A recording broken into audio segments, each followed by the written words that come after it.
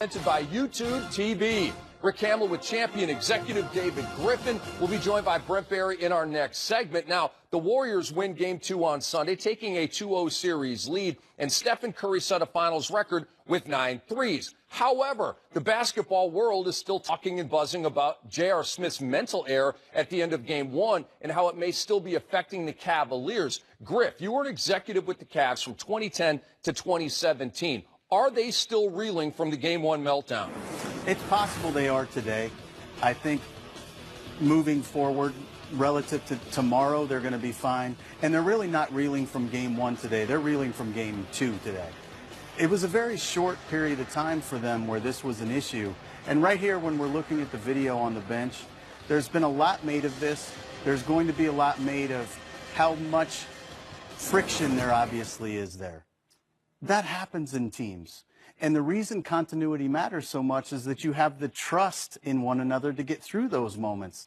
Yeah, everybody melted down for the moment, and you saw that in overtime. But that's not a situation where the play JR made is solely responsible for that.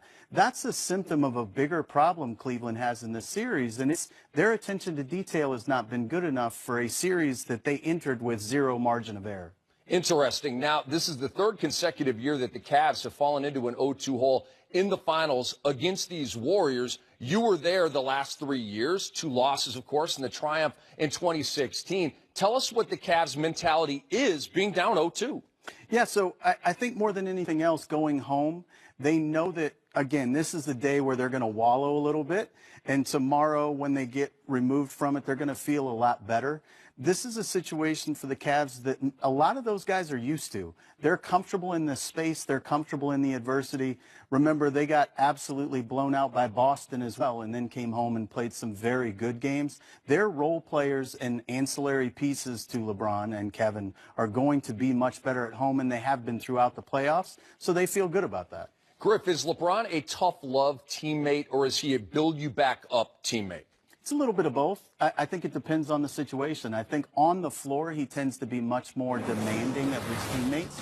And I think it's because he's cursed with being a basketball savant. And he expects everybody to have the same level of awareness, time, score, play type, etc. that he has. And when they don't have that, I think he has a natural level of frustration. I think Bird was like this. Michael was like this. Magic was like this. The greats have a feel for the game other people don't have, and they have a very short fuse when it happens that you don't. But what makes LeBron really unique is he will be the galvanizing force in bringing this group together. He'll have everybody together for dinner. They'll spend a lot of time together making fun of each other. And by the time Game 3 rolls around, they're going to be in a much better space because of it. So any lingering animosity between LeBron and Lou for Lou pulling the plug with about 4 minutes to go in Game 2? I would say no, but that's because I think Bron's been very clear about Ty Lue being the Cavs leader and that he completely accepts Lou as the leader. One thing Ty Lue has that people don't really understand is tremendous swagger, which gets them past moments like this. They're not sitting there fearful now. They're focusing on all the things they've done well and all the things they've left on the table, and they know that they've got room to improve. Okay, so let's move on. Most observers agree that Stephen Curry is the Finals MVP through 2 games. Game 1, 29, 6 and 9 with 5 threes. Game 2, 33, 7 and 8 with a Finals record 9 threes. You see the numbers. He's 31 per, and he was 22.3 per in the 3 finals from 2015 to 2017. So Andre Iguodala won Finals MVP in 2015. Durant last year with over 35 points per game. And is it important for Stephen Curry's legacy to win Finals MVP or not? I don't think it is, but that's because I'm more about the fact that Steph Curry is as enjoyable to watch as any player in the league. The category we didn't have up there is shoulder shimmies.